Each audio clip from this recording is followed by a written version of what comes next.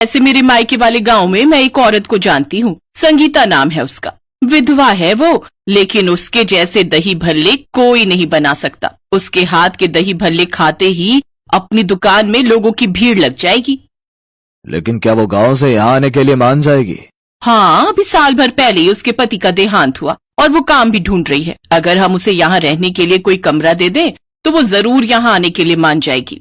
ठीक है, तुम उससे जाकर बात करो। अगले दिन ही राजरानी उस गांव में गई और संगीता से बात करके उसे अपने साथ शहर चलने के लिए मना लिया। संगीता, मैं तुझे रहने के लिए कमरा भी दूंगी और जो मुनाफा होगा हम आधा आधा बांट लिया करेंगे। संगीता विधवा थी और साथ में 5 साल का बेटा था। उसे काम की तलाश थी।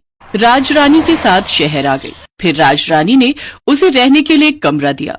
जल्द ही सेठ ने दुकान तैयार करवा दी। अब उस दुकान में राजरानी काउंटर में बैठकर पैसे लेने लगी और संगीता दही भल्ले बनाने लगी। कुछ देर बाद उनकी दुकान में एक आदमी आया और दही भल्ले खाकर कहने लगा, वाह बहन जी, क्या स्वाद है इन दही भल्लों में, मजा ही आ गया। हाँ, हमारी दुकान है ही ऐसी, जो एक बार खाएगा वो जरूर यहाँ आएगा। हफ्ते भर सेठानी ने मुनाफा आधा आधा किया।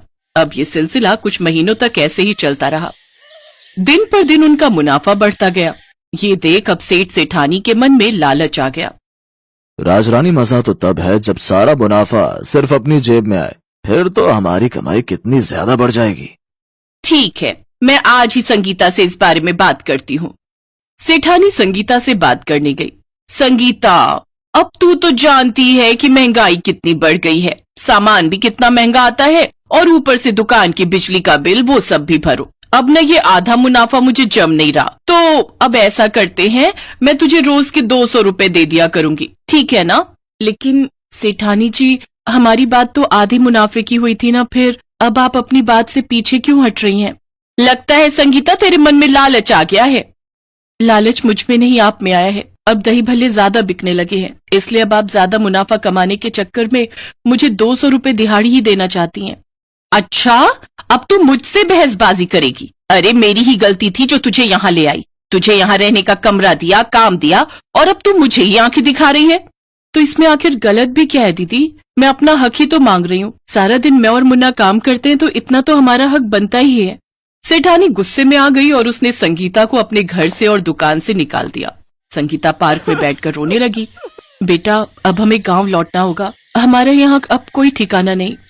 माँ, हमारे पास थोड़े पैसे हैं, तो क्यों ना हम खुद के ही दही भल्ले बनाकर बेचें?